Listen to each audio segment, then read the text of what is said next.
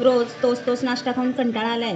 मुलांच्या मधल्या वेळेच्या भुकेसाठी किंवा कोणी अचानक पाहुणे आले तर किटी पार्टीसाठी, बर्थडेसाठी असा कमी वेळेमध्ये बनवून होणारा व पोटभरीचा नाश्ता म्हणजे मसाला टोस्ट सँडविच. नमस्कार, माया स्टाईल किचनमध्ये आज आपण मस्त कुरकुरीत टेस्टी असे मसाला सँडविच कसे बनवायचे हे पाहणार आहोत. व्हिडिओ शेवटपर्यंत पहा. आवडल्यास लाईक करा, शेअर करा, सबस्क्राईब करायला विसरू नका. चला तर मग सुरू करूया. इथे मी मसाला सँडविच बनवण्यासाठी सँडविच ब्रेड घेतलेला आहे, बटर घेतलेला आहे. इथे मी 6 ते 7 मध्यम आकाराचे बटाटे उकडून घेतलेले आहेत.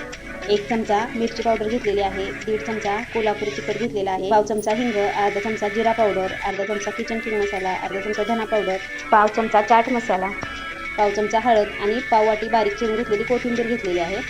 तसेच इथं सँडविचसाठी आपण ग्रीन चटणी बनवणार आहे. त्यासाठी इथं मी 1 मूठ पुदिना, 1 मूठ कोथिंबीर स्वच्छ धुवून घेतलेली आहे. 2 हिरव्या मिरच्या, इथं मी तिखटवाल्या हिरव्या मिरच्या घेतलेल्या आहेत. पाव चमचा जिरे, पाव चमचा सेंदव मीठ घेतलेले आहे आणि पाव चमचा आपल्या रोजच्या वापरातील मीठ घेतलेले आहे. आता हे सर्व जिन्नस एका मिक्सरच्या भांड्यामध्ये घालून तिची छान बारीक पेस्ट वाटून घेणार आहे. या पद्धतीने बघा, पेस्ट वाटत असताना यामध्ये 3 ते 4 आईस क्यूब किंवा थंड पाण्याचा वापर करायचा. इथे माझ्याकडे आईस क्यूब नव्हते म्हणून मी थंड पाण्याचा वापर केलेला आहे. यामुळे आपल्या चटणीचा रंग टिकून राहण्यास मदत होते. चटणी आपली अजिबात काळी पडत नाही.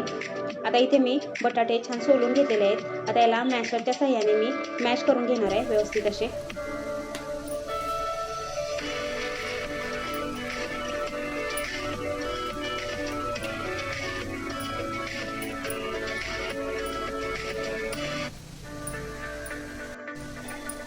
आता इथं आपले बटाटे छान असे मॅश करून झालेले आहेत. आता आपण पावडर मसाले सर्व घालून घेऊया यामध्ये आणि बारीक चिरून घेतलेली कोथिंबीरही घालून याला व्यवस्थित असे हाताने मिक्स करून घेऊया.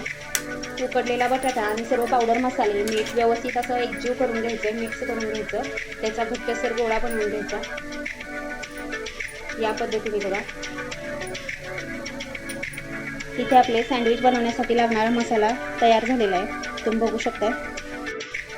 आता इथे मी ब्रेडच्या 4 स्लाइस काढून घेतलेल्या आहेत एका ताटामध्ये.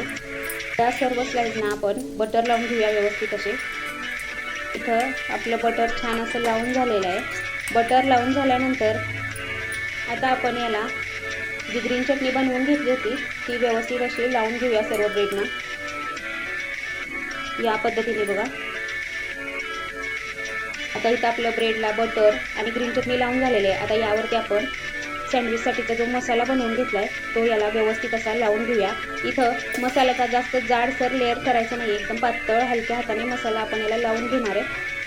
कारण ग्रीन चटणी लावल्यामुळे आपला ब्रेड थोडासा ओलसर झालेला असतो, त्यामुळे ब्रेडवरती सँडविचचा मसाला लावताना अगदी हलक्या हाताने व्यवस्थित असा लावून घ्यायचा सर्व बाजूंनी. आता इथं आपला मसाला व्यवस्थित असा लावून झालेला आहे 2 स्लाइसना.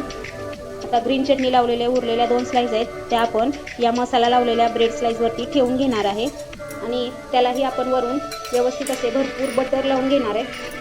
आता इथे आपलं ब्रेडच्या वरच्या स्लाइसलाही मस्त असे बटर लावून झालेले आहे, तुम्ही बघू शकताय.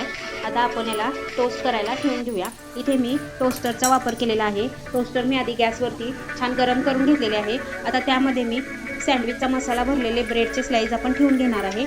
ज्या साईडने बटर लावले ती बाजू खालच्या साईडला ठेवून घेणार आहे आणि वरच्या बाजूलाही आपण छान असे बटर लावून घेऊयात आणि याला मस्त असे कुरकुरीत होईपर्यंत बारीक गॅसवरती आपण टोस्ट करून घेऊया.